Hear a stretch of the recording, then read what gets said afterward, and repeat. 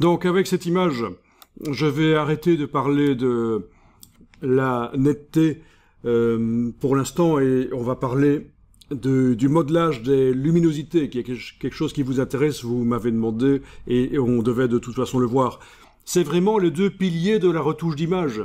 D'un côté, la netteté partielle aussi sur une partie de l'image éventuellement, et de l'autre côté, modeler les luminosités pour focaliser l'attention sur un sujet, pour rendre une photo un peu plus artistique et intéressante. Donc voilà, on va voir comment on fait ça.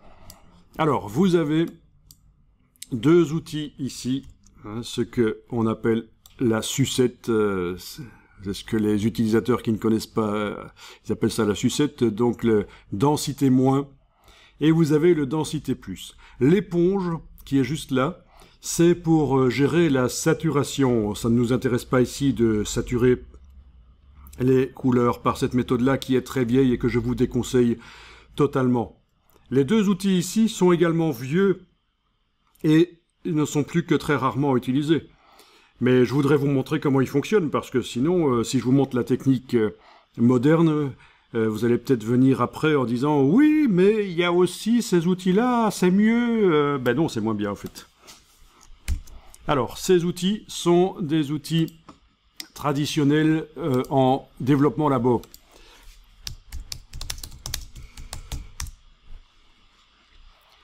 Donc,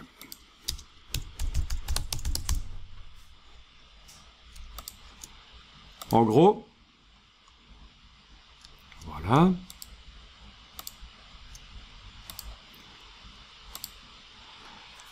L'espèce de sucette est en fait un disque opaque au bout d'un bâton, comme ça, une tige. Et là, on montre dans le dessin la projection du négatif, c'est important, la projection du film négatif sur le papier photosensible qui va être développé pour faire la photo. Pendant la projection du négatif sur le papier, il est possible, avec cette petite tige, de venir empêcher que trop de lumière arrive à certains endroits de la photo. Puisqu'on travaille en négatif, empêcher que de la lumière arrive sur le papier va éclaircir. Ah ben oui, on pourrait croire que ça va assombrir, mais sauf qu'on travaille en négatif, donc ça éclaircit. L'autre, celui-ci, le carton avec un trou, et qui est montré dans Photoshop par une main qui fait une forme de trou. Voilà. Ça, on peut le faire aussi avec la main. C'est pour faire en sorte que sur une partie de l'image, plus que sur les autres, pendant qu'on projette le négatif sur le papier, et la lumière arrive plus longtemps sur cette partie-là de l'image. Donc, plus de lumière, on pourrait penser que ça va faire plus clair, mais comme on travaille en négatif, ça assombrit en fait. Voilà, donc ça c'est le travail traditionnel en chambre noire, quand on projette des négatifs sur le papier et qu'on le développe après. Et c'est ça qu'on retrouve dans Photoshop. On a très souvent des outils dans les logiciels Adobe, des outils dont on ne comprend pas trop à quoi ils ressemblent, finalement, en fait, ce sont des outils historiques. C'est comme celui-ci, par exemple, l'outil texte. L'outil texte, vous avez un curseur bizarre. C'est un composteur de typographe. Bon, c'est très intéressant de voir ça, cette correspondance entre les anciens métiers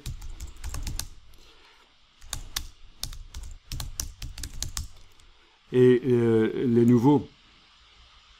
Voilà, c'est ça en fait. C'est ce genre d'outil. Ça, vous saviez peut-être pas. Ce curseur d'insertion de texte correspond à cet outil qui permettait aux typographes de mettre des caractères en plomb les uns à côté des autres pour faire des phrases, anciennement méthode de Gutenberg pour donc l'imprimerie de Gutenberg, les caractères mobiles en alliage. Voilà. Donc ça, c'est juste un exemple que je vous montrais. Pourquoi cette forme bizarre? Bon, il y a l'explication peut aussi être en fonction de signes qu'on mettait sur les documents à corriger, les documents imprimés. Quoi qu'il en soit, il y a plusieurs interprétations. Je vous ai en donné une principalement. Alors, en tout cas, ici, il n'y a pas de controverse. On est certain que ces deux outils, ça correspond aux outils que je vous ai montrés. Alors, vous allez pouvoir tester densité moins. Vous allez pouvoir régler au-dessus dans les options qu'est-ce qu'on va modifier. On va éclaircir avec ça. Mais qu'est-ce qu'on va éclaircir? Ben, il faut le préciser. Est-ce qu'on éclaircit les tons foncés? Est-ce qu'on éclaircit ce qui est déjà clair? On le fait encore plus clair? Ou c'est les tons moyens? Bon, ben, on va peut-être essayer... Enfin, vous testez. La force de l'outil, ici, est à 50%. C'est peut-être un peu fort. Je vais le mettre à 20%. Touche tabulation pour valider. Voilà. Forme de la brosse, j'agrandis. Voilà. Je passe. Voilà, je suis en train d'éclaircir les tons clairs. Donc les taches de lumière sur l'arrière-plan s'éclaircissent. Par contre, le sombre des herbes ne s'éclaircit pas. Devant, voilà. Alors, qu'est-ce qu'on peut tester d'autre? Ben, peut-être que pour les herbes de devant, je vais assombrir. Je vais prendre l'autre outil. Outil densité plus. Et je vais assombrir. Parce que ça assombrit cet outil densité plus. Je vais assombrir ce qui est déjà foncé dans ce cas-ci. Voilà, c'est un choix, on teste. Là aussi, exposition 50%, c'est un peu fort. Je vais mettre 20% touche tabulation. Ce sera peut-être mieux d'y aller petit à petit. J'agrandis la brosse, je passe. Voilà, on voit que j'assombris ce qui est déjà sombre en passant sur les herbes en dessous. C'est du destructif, on est en train de modifier réellement les pixels qui sont là. Ces outils ne fonctionnent que directement sur les pixels. Voilà, il n'y a pas le choix. Alors, au niveau des cheveux, je vais peut-être les éclaircir un peu. Donc toujours avec densité moins cette fois-ci, en fait. Densité moins, qui va viser peut-être les tons moyens ou foncés. Je vais essayer ton foncé. Je vais voir si on peut faire ressortir un peu de détails dans les cheveux éventuellement en passant avec cet outil. Voilà. Ouais. Ça a l'air de fonctionner pas trop mal.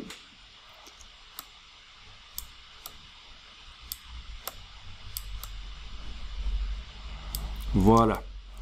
Si je veux voir l'avant et après, je vais aller dans l'historique, menu fenêtre historique, et revenir en arrière avec les états d'historique. Voilà. Juste avant que je travaille avec densité moins, visant les tons foncés, donc densité moins, visant les tons foncés,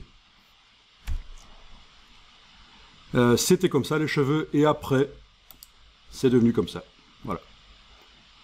Donc très intéressant de pouvoir comme ça modeler. Est-ce que le visage n'est pas un peu trop clair? Mais dans ce cas-là, densité plus, visant peut-être les tons moyens ou clairs. Je vais essayer avec clair. Non, ça ne marche pas. C'est pas génial. Peut-être ton moyen et aller modeler peut-être certaines parties. Peut-être la main là. À voir. Non.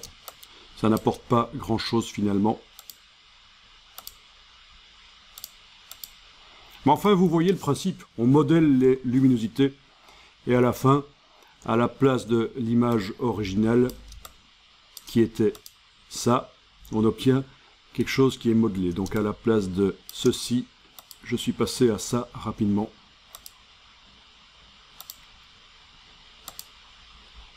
Voilà.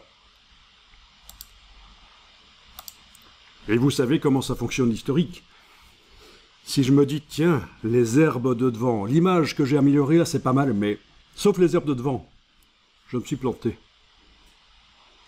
Ben, je vais simplement mettre la petite icône en face de ouvrir, ce qui revient au même que de le mettre en face de l'instantané qui s'est créé à l'ouverture d'ailleurs. Là ou là, c'est la même chose. Je prends l'outil forme d'historique en opacité plus ou moins. On choisit. En tout cas, mode d'application normal, opacité 100%. Je passe avec une brosse que je redimensionne là. Je passe avec une brosse sur les herbes de devant et elles redeviennent comme elles étaient à l'ouverture de l'image. Voilà. Assez génial ça. Et on n'utilise pas de calque en plus. Je vais enregistrer l'image.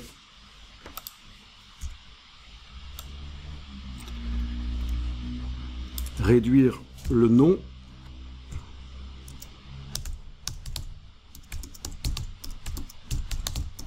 Et donc, ce qu'on a fait, c'est du dodge and burn destructif. Donc, les outils de la palette des outils. Dodge and burn. Ah tiens, il faudrait peut-être que j'enregistre plutôt au format Photoshop, parce que là, je l'avais enregistré au format JPEG à nouveau, et ça ne fait que recompresser ce qui est déjà compressé, amener de la détérioration sur une image qui est déjà détériorée par le JPEG. Donc, on l'avait dit, le plus vite possible, on enregistre en Photoshop une image JPEG qu'on a récupérée.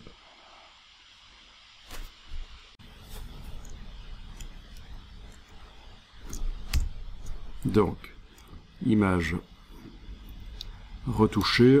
Et si je recharge la version JPEG, que je vais mettre là, voilà. Version originale. Non, c'est pas celle-là, l'originale.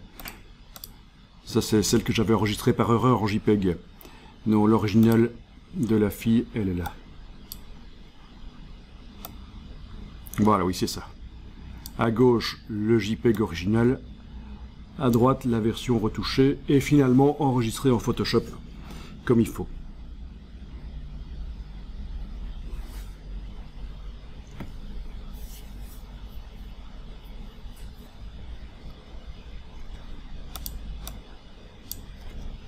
Donc ces outils densité plus et densité moins ne peuvent pas s'utiliser de manière non destructive. Pas sur un objet dynamique. C'est une autre solution qui va être mise en place. Bon.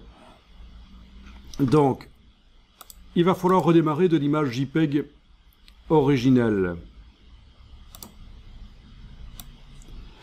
Vous la rechargez.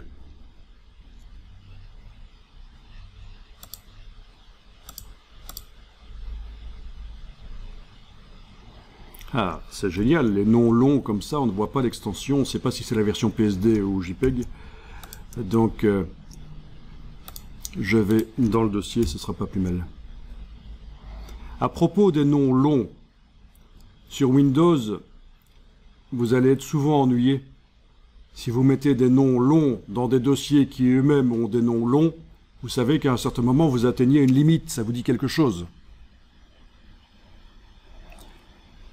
Cette limite peut être levée dans Windows. C'est peu connu, mais il y a une action à faire dans Windows pour que Windows fonctionne de la même manière que le système d'exploitation Mac. Au niveau de la gestion des noms, vous allez pouvoir mettre des noms beaucoup plus longs. La limite du chemin à 256 caractères peut être levée, et ça peut être intéressant. Donc je vous le dis en passant. Bon. J'ai juste tapé Allow Long File Names Windows 10 et il vous explique ici comment le faire en fait. C'est pas difficile. Et c'est vraiment... Pendant très longtemps, moi j'ai trouvé que c'était vraiment un des plus gros problèmes dans Windows par rapport au Mac, cette limite de 260 caractères en fait apparemment. Pour le chemin, donc c'est le dossier et le fichier qui est contenu à l'intérieur. Donc on parle même pas d'une limite pour le fichier. Donc c'est atroce quoi. Donc tout ça est bien expliqué sur le web. Voilà. Franchement, c'est un truc intéressant. Alors, ici, je suis dans mon dossier et j'ai repéré finalement l'image JPEG que je vais ouvrir. Ceci, vous ne le faites pas, je vous montre. Ça va être utile que vous soyez sur Mac ou PC, le principe est le même. Le réglage du logiciel créateur, je ne sais pas si vous connaissez. C'est-à-dire que dans le système d'exploitation, il est indiqué que certains types de fichiers doivent être ouverts avec certains logiciels. Et actuellement sur le Mac, chez moi, les JPEG, quand je double-clique dessus, ils ne s'ouvrent pas dans Photoshop. Les PSD, oui, quand je double-clique dessus, ils s'ouvrent dans Photoshop. Voilà, je double-clique sur le PSD, il s'ouvre dans Photoshop. Mais le JPEG, quand je double-clique dessus, il s'ouvre dans un logiciel aperçu du Mac, qui correspond à Preview, comment ça s'appelle sur Windows, la visionneuse, je pense ça s'appelle. Et donc ça ne m'arrange pas. Il faut que je force à chaque fois le fichier à s'ouvrir dans Photoshop en le prenant et en l'amenant sur l'icône de Photoshop, et à ce moment-là ça va fonctionner. Voilà.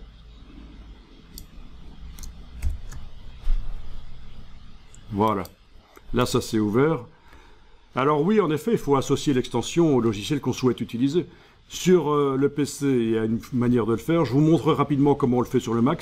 C'est simplement, on fait un commande I, qui correspond à fichier et lire les informations. On a ici, en dessous, ouvrir avec. Et je dis que je veux ouvrir les fichiers JPEG, non pas avec aperçu, mais avec Photoshop. Où est-ce qu'il est là, celui-là? Ah oui, au fait, pourquoi est-ce que j'ai plusieurs Photoshop sur mon ordinateur? Ça, c'est assez habituel. C'est quand on a acheté des extensions qui fonctionnent pour une certaine version de Photoshop. On a amélioré Photoshop avec des plugins, des ajouts. Et on n'a pas envie de repayer pour la nouvelle version du plugin est adaptée à la nouvelle version de Photoshop. Donc on peut garder les anciennes versions. C'est juste ça. Voilà. Donc, version Photoshop 2021, je clique sur tout modifier pour dire que c'est pas seulement ce fichier-là, mais tous les JPEG qui doivent s'ouvrir dans Photoshop. Voilà, tout modifier. Et voilà, continuer, et c'est fait. Et si un jour je veux que les JPEG se réouvrent dans Aperçu parce que ça m'ennuie que ça s'ouvre dans Photoshop, je ferai le chemin inverse. Donc logiquement maintenant, quand je double-clique sur le JPEG, il s'ouvre dans Photoshop. Voilà, des astuces de productivité à connaître. Voilà, quoi qu'il en soit, on va faire du Dodge and Burn dynamique sur cette image-ci. Donc palette des calques. Ça va se passer dans la palette des calques. Alors pour le Dodge and Burn dynamique, modeler de manière réversible les luminosités sur une image, on va avoir besoin d'un calque qui contient des pixels gris à 50% de luminosité. Il est possible de créer directement un calque qui a des pixels gris à 50% de luminosité. On peut aussi créer un calque vide et puis remplir avec des pixels gris à 50% de luminosité. Les deux méthodes fonctionnent. Je vous propose, tant qu'on y est, de faire directement le script d'action qui nous permettra de rejouer cette création de calque sur n'importe quelle image en un seul clic. Donc vous allez chercher aussi la palette action. Menu fenêtre action, et peut-être que dans le dossier que vous avez créé tout à l'heure, on va aller mettre un autre script. Vous voyez, j'ai renommé, je n'ai pas mis sauf portrait parce que finalement, ce qu'on a fait précédemment, l'accentuation par détail, fonctionne aussi sur les portraits dans une certaine mesure, donc j'ai un peu renommé. En tout cas, voilà, on clique sur le nom du dossier qu'on a créé tout à l'heure. On va créer le nom du script ici, avec le petit signe plus. Donc ça va être Dodge and Burn dynamique. Enregistrer, ça enregistre, donc il ne faut pas faire n'importe quoi. Et alors la première étape consiste à créer un calque vide. Donc vous cliquez. On n'amène pas le calque sur le signe plus, on clique directement sur le signe plus, ça crée un calque vide au-dessus. On voit que dans la palette action, le script est en train de s'enregistrer, on voit qu'on vient de créer un calque. Ce calque vide doit être rempli par du gris à 50%. Je vous propose d'aller dans le menu Édition jusqu'à la ligne Remplir. Et dans la liste des choses avec lesquelles vous pouvez remplir, vous choisissez 50% gris. Le mode d'application du gris doit être normal, opacité 100%. Il ne faut surtout pas cocher ceci, sinon vous ne saurez pas mettre quoi que ce soit dans ce calque. Si vous protégez les zones transparentes sur un calque qui est rempli de transparence, ça veut dire que on ne sait rien faire sur lui. Je le dis parce que certaines personnes, quand elles voient une case à cocher, la cochent en se disant « Ah, ça ne peut pas faire de mal ». Eh bien si, dans ce cas-ci, ce serait la cata de cocher cette case. Donc je clique sur OK et j'obtiens du gris à 50%, parfait.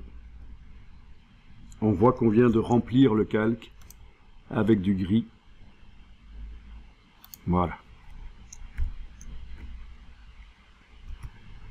Le calque gris ici, on va le faire passer du mode normal au mode incrustation. Là aussi, ça s'enregistre dans le script d'action. Alors, la manière dont c'est décrit les actions ici, c'est parfois un peu obscur.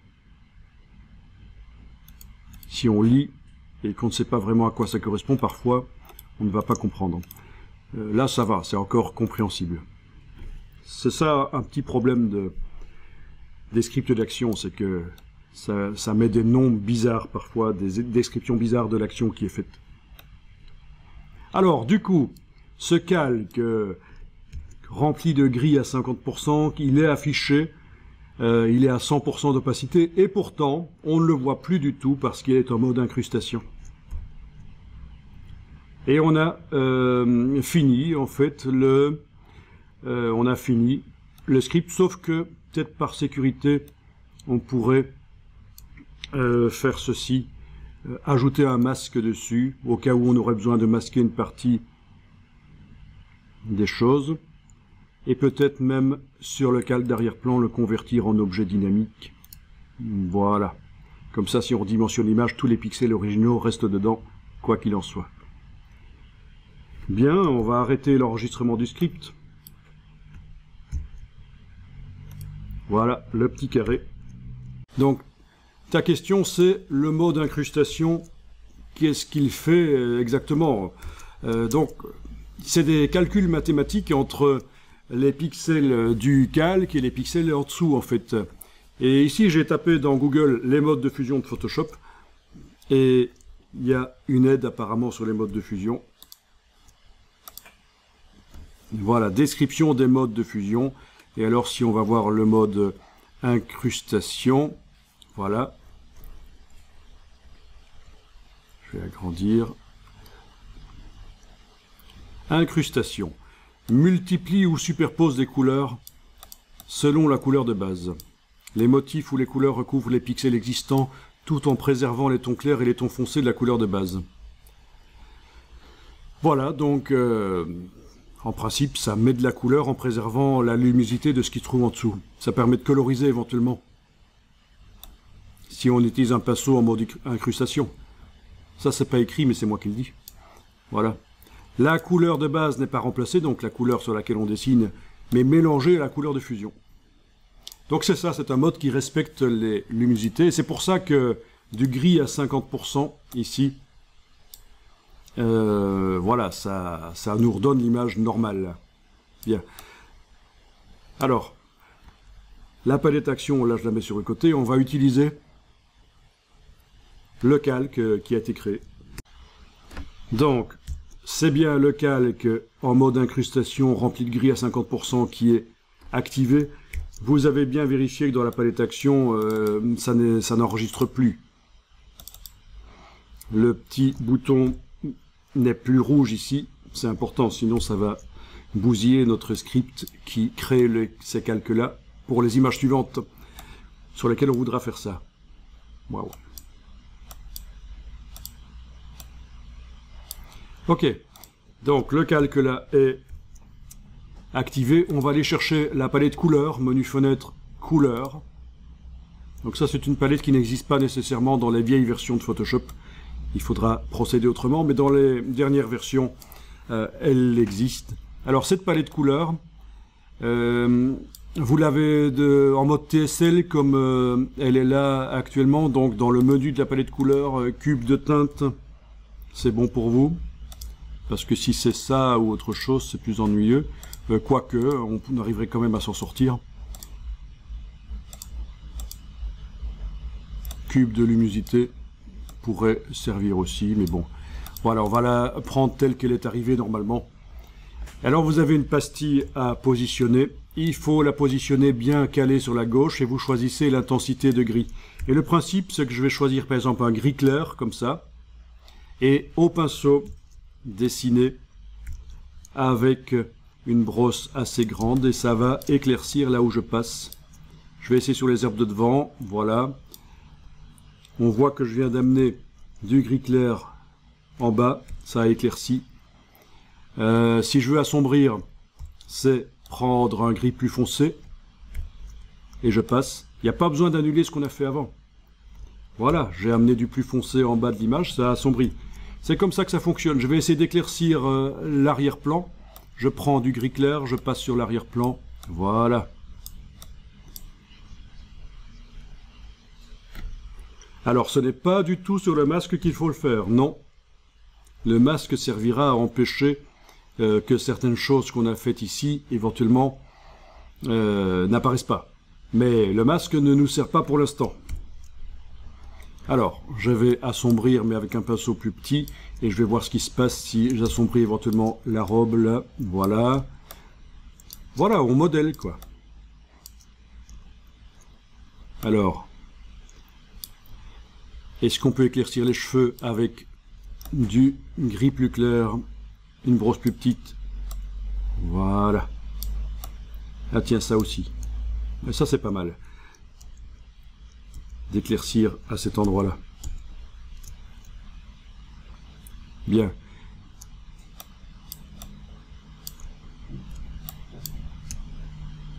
Voilà, peut-être assombrir. Enfin, vous voyez le principe. On fait des taches de gris plus ou moins foncées.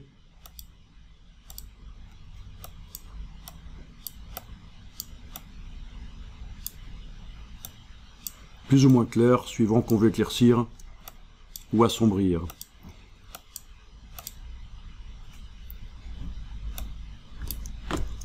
Pas hésiter à annuler. CTRL Z si on a quand même foiré le truc. J'ai dit que c'était inutile d'annuler, mais voilà, parfois ça peut être intéressant. C'est vous qui voyez. Bien, donc, avant et après, ben, il suffit d'enlever l'œil en face du calque pour voir comment c'était avant et comment c'est maintenant. Intéressant. Et à aucun moment, le calque d'en dessous n'est affecté, n'est modifié. C'est le calque du dessus qui modifie son aspect.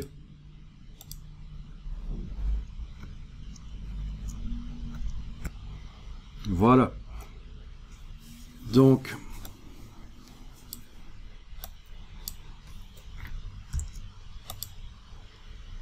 nouveau calque. Là, je fais juste un petit test nouveau calque en mode incrustation. D'office, il propose de mettre 50% de gris dessus si on coche ça. Voilà un deuxième calque en mode incrustation. Voilà, et il est fort possible d'aller remodifier ça aussi. Si je considère que le premier calque fait le job pas mal, mais que je voudrais, sans le détruire, aller tester, voilà, c'est encore possible. Et on peut aller encore plus loin, donc.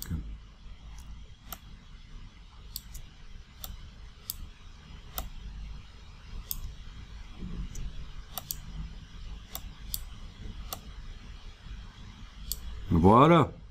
Donc vous avez vu, j'ai recréé un calque rempli de gris à 50%, mais plutôt que de créer un calque vide en cliquant, puis en allant dans Édition, Remplir, gris à 50%, j'ai directement créé un calque par le menu ici, Nouveau calque,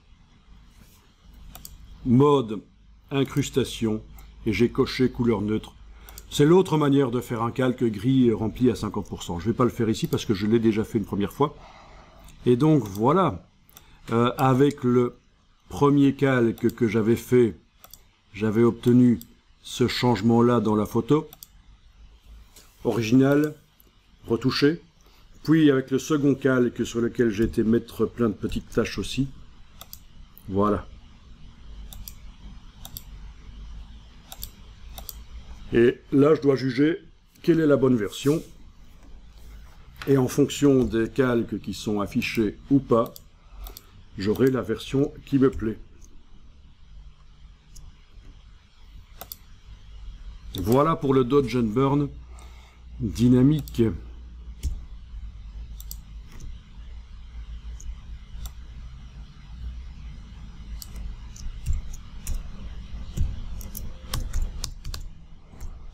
Ah ben oui, ça n'a pas toujours nécessité d'être compliqué. Et donc, si on gère aussi la netteté, on peut très bien mettre ces calques Dodge & Burn au-dessus de tout ce qui concerne la netteté par passe haut. Voyons ce qui se passe si j'active le calque 0 ici et que j'essaye de jouer mon script qui crée les calques de netteté. Celui-là. Voyons, est-ce qu'il va fonctionner? Oui, normalement, puisque c'est dupliquer le calque à l'état actif. Il ne doit même pas savoir si c'est un calque 0 ou un arrière-plan ou quoi que ce soit. Parce que parfois, il est précisé, et du coup, si on n'a pas le bon type de calque, le script ne marche pas. Mais donc, normalement, celui-là devrait fonctionner. J'appuie sur le bouton lecture. OK. La commode sélection n'est pas disponible. OK, on va faire continuer. Eh ben, il n'a pas fonctionné du coup. Ah, ça c'est ennuyeux par contre. Qu'est-ce qui manque? Bon. Ce qui manque, c'est sans doute... Le problème, c'est ces calques-ci qui perturbent en fait. Il aurait fallu mettre les calques de passe haut avant de les créer, ceux-ci. Donc, comment est-ce qu'on va s'en sortir? Je vais peut-être... Oui. L'idéal, ça aurait été de mettre les filtres de passe haut pour la netteté avant de mettre les calques de Dodge & Burn, puisque le script, du coup, ne fonctionne pas. Donc, soit je fais manuellement, soit je vais ruser. Je vais... Ici, ruser un peu, je vais dupliquer l'image, on va voir. Je duplique l'image. Donc dans Photoshop, j'ai un duplicata de l'image. Je vais jeter les deux calques Dodge & Burn. Je vais appliquer les filtres de passe haut. Ok, c'est parce qu'on a un objet dynamique en bas, en fait, le problème. C'est ça, sans doute, le problème. Quoique. Ah, il m'a quand même fait tout ce qu'il doit faire. Hein. Donc la netteté peut être gérée là-dessus, en principe. Je double-clique sur passe haut. Voilà. Donc la netteté est gérable là. Ok. Bien. J'ai travaillé sur une copie que j'ai faite dans Photoshop en faisant image dupliquée. Ceci, vous ne le faites pas, je vous montre juste comment on peut rattraper le coup. Voilà, ça c'est la version à gauche qui a les deux calques de Dodge & Burn dynamique. Et à droite, c'est la version qui a les calques de netteté.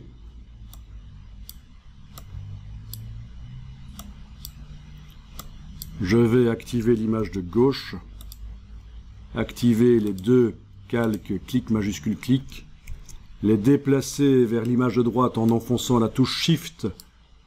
Du coup, ils sont arrivés pile poil au bon endroit. Voilà, et je peux continuer à travailler là-dessus.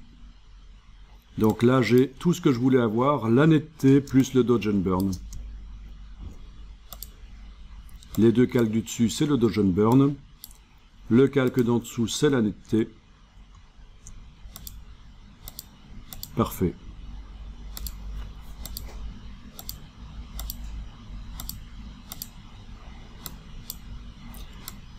Quand on connaît Photoshop un peu, c'est beaucoup plus souple de manipuler et de récupérer des erreurs, des oublis, de faire des choses comme ça.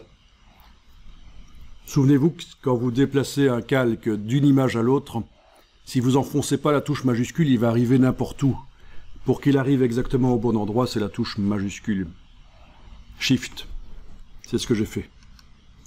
Ça, vous n'essayez pas de le faire. Si ça vous intéresse de revoir vraiment ce que je viens de faire là, vous aurez l'enregistrement vidéo dans lequel vous allez voir comment j'ai récupéré le coup, comment j'ai réussi finalement à avoir les deux choses, la netteté et les deux calques de Dodge and Burn dynamique.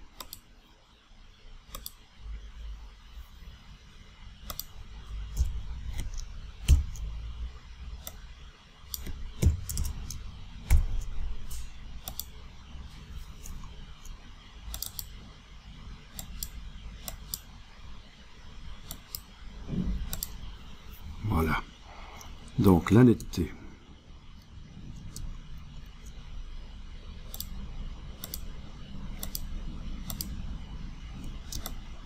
La netteté se met aussi sur les herbes de devant. Si j'augmente un peu, on verra mieux. Donc je vous rappelle que nous avons le masque de fusion du calque de la netteté dans lequel on peut venir dessiner au pinceau en noir sur ce qui ne doit pas finalement être net.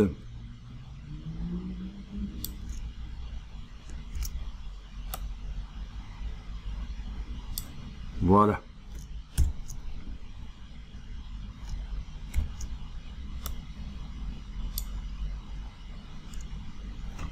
Peut-être que les cheveux ne doivent pas être nets aussi, peut-être que en étant nets, ils ont l'air un peu gras.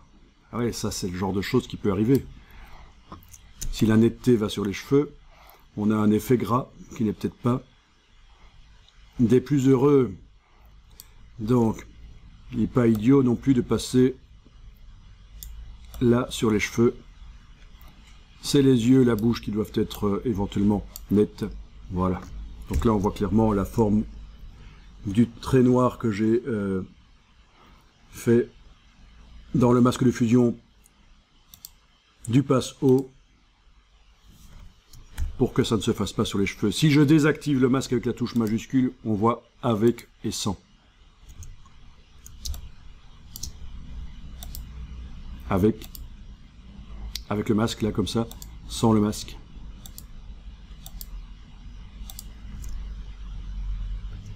Je pense que vous êtes parés pour faire des retouches de photos correctes là. Le masque de fusion du Dodge and Burn ne devrait normalement pas servir, sauf si on a mis du Dodge and Burn à un endroit où on ne devrait pas, et ça nous ennuie. En dessinant en noir, le gris du calque Dodge and Burn ici n'agit plus. Quand même un grand contrôle sur les photos, pas de problème. Un grand contrôle sur les photos. Enregistrez ça. C'est un peu la différence, je pense, par rapport aux logiciels de développement RAW, comme Lightroom, Camera Raw, ou d'autres, Darkroom, Focus de Hasselblad, DxO Optics Pro. Bon, on a dans Photoshop plus de possibilités de travailler sur des zones. Faut pas voir ça comme concurrentiel, mais c'est plutôt peut-être complémentaire.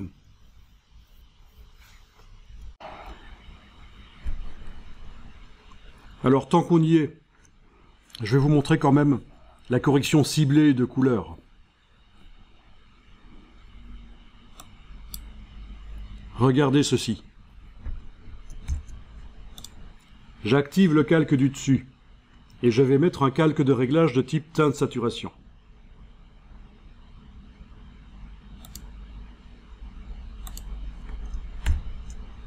Voilà.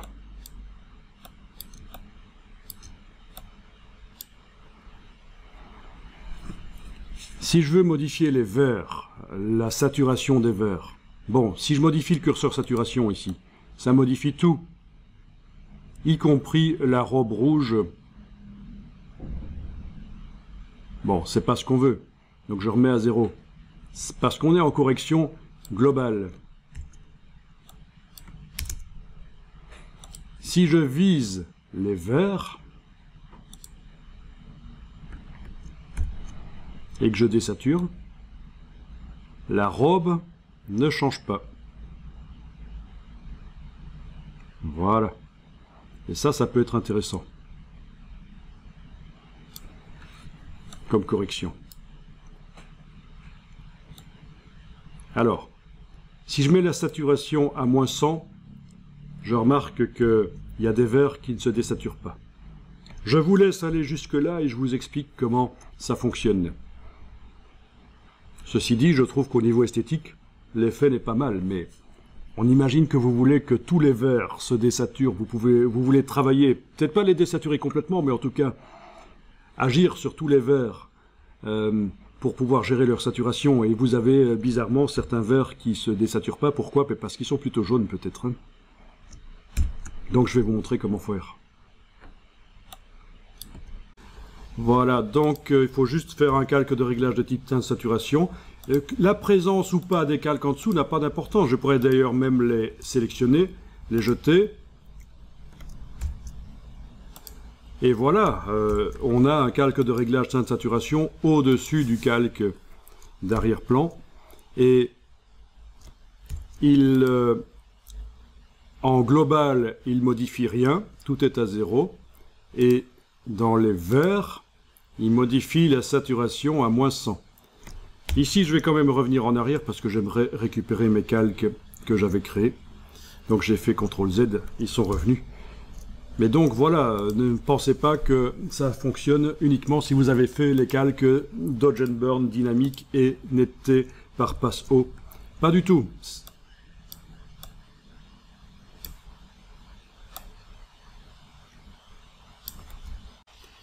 Donc voilà, on a visé, avec le calque de réglage, on a visé spécifiquement ce qui est vert.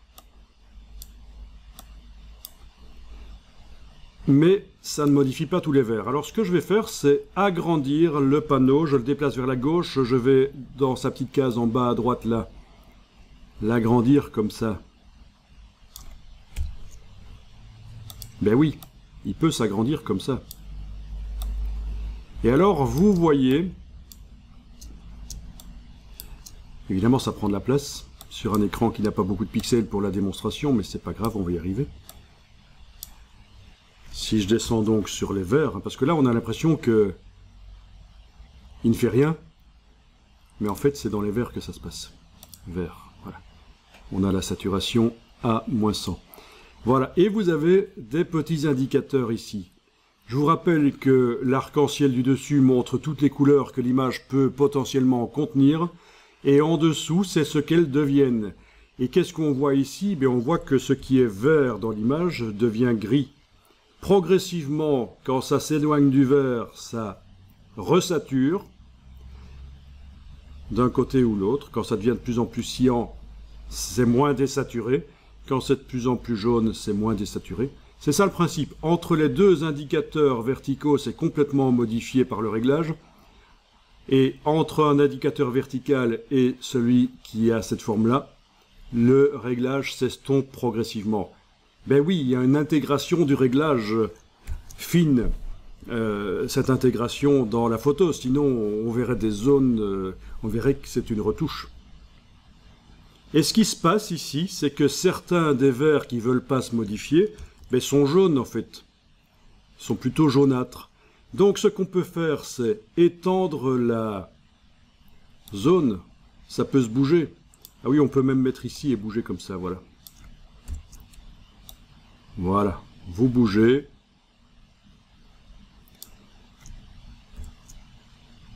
On peut bouger là aussi, oui. Vous étendez plus ou moins l'action du réglage. Alors du coup, Oui, on n'est plus en vert, on est en jaune 2. Vous inquiétez pas de ce qu'il indique ici. Voilà, ça c'est intéressant.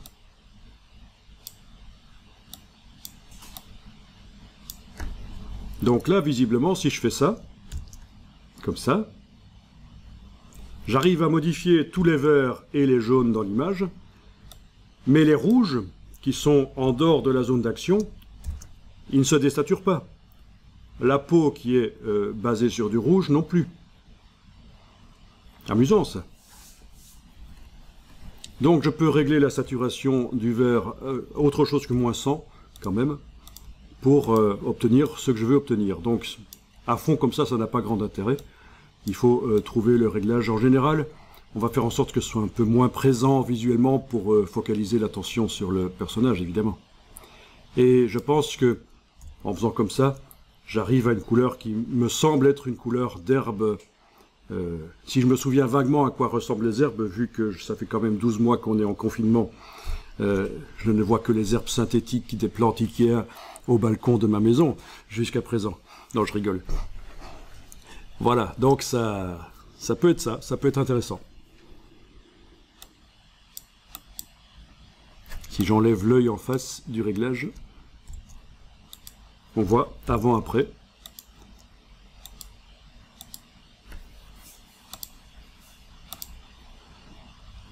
Donc dans la foulée du réglage de netteté et du dodge and burn, on a vu le teint de saturation ciblé. Intéressant.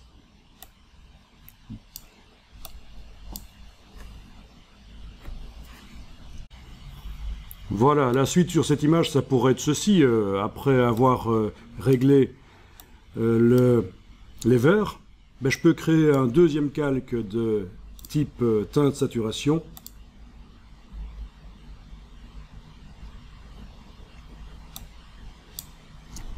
Ok. Tiens, le premier, je peux le renommer éventuellement, parce que sinon on ne va pas s'y retrouver éventuellement. Voilà. Sur les verts. Alors souvenez-vous du gros piège de ça. Quand vous revenez sur un calque de réglage qui est en mode ciblé et que vous regardez les propriétés, vous avez l'impression que tout est à 0 et vous vous dites tiens, il y a un bug. Il y a un bug. Parce que visiblement ce calque de réglage, quand j'enlève l'œil en face, il modifie, et pourtant quand je vais voir dans le panneau propriétés, il n'y a aucun réglage, tout est à 0. Mais il faut aller voir, évidemment, sur les... Il faut aller voir... Voilà. Spécifiquement sur les zones. Bien. Donc j'en étais à celui-ci, qui va agir sur les rouges. Ça va être facile. À la place de global, on choisit rouge et on peut régler. Et notamment, au lieu de jouer sur la saturation du rouge, je pourrais modifier la couleur du rouge en jouant sur la teinte ici. Voilà. Ok.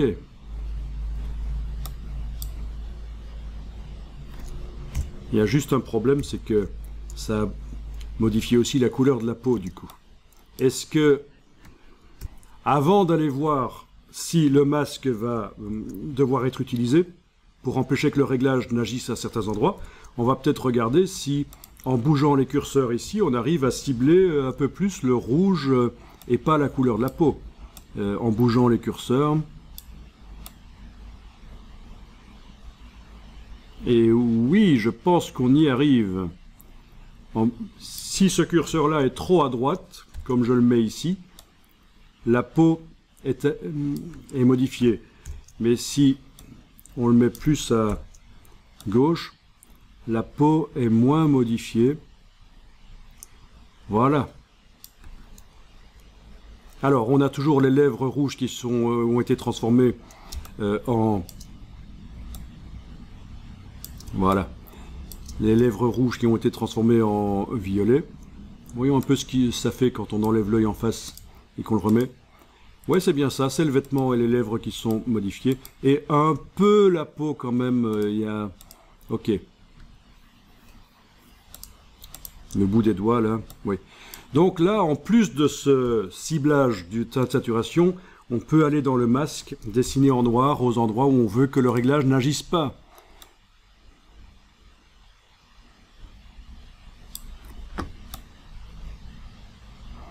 Mon changement de diamètre de brosse, c'est erratique, à cause de l'enregistrement sans doute. Sinon, en principe, c'est quand même plus fluide que ça. Voilà, donc, je passe en noir normal 100%. Je passe dans le masque.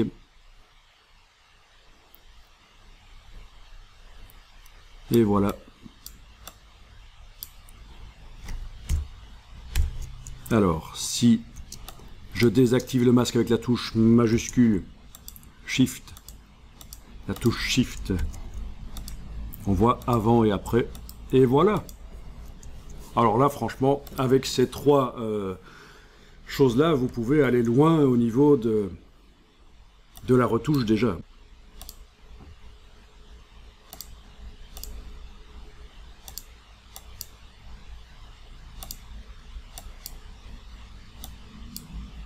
Voilà, on peut même choisir si on veut des herbes plus ou moins bleues ou plus ou moins jaunes, suivant l'ambiance qu'on veut donner.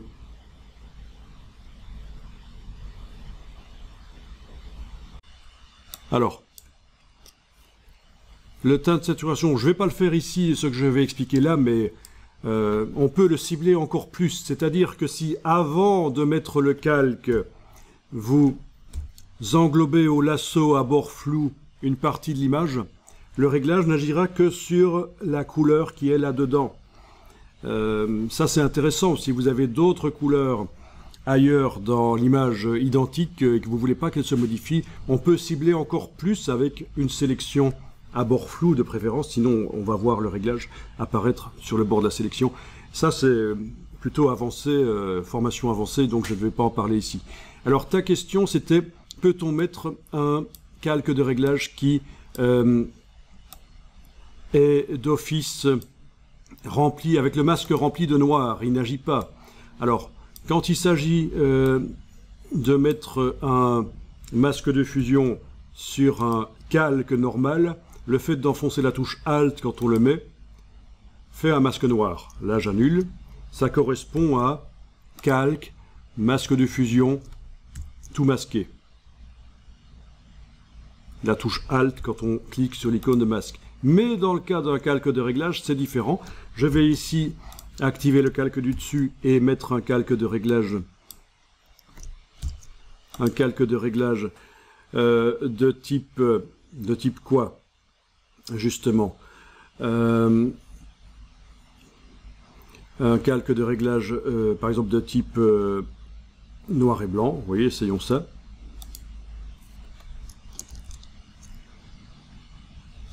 Voilà, qui sert à transformer la photo en noir et blanc avec les curseurs. Donc ce que je conseille de faire à ce moment-là, si on veut que le filtre n'agisse pas du tout, c'est touche Alt sur le...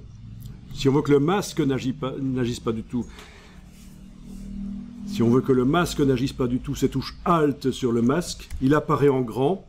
On fait édition, remplir avec noir 100% normal. OK. Touche Alt à nouveau sur le masque et on obtient un réglage qu'on peut appliquer où on veut en dessinant en blanc dedans, tout simplement. Voilà comment on peut modifier les choses.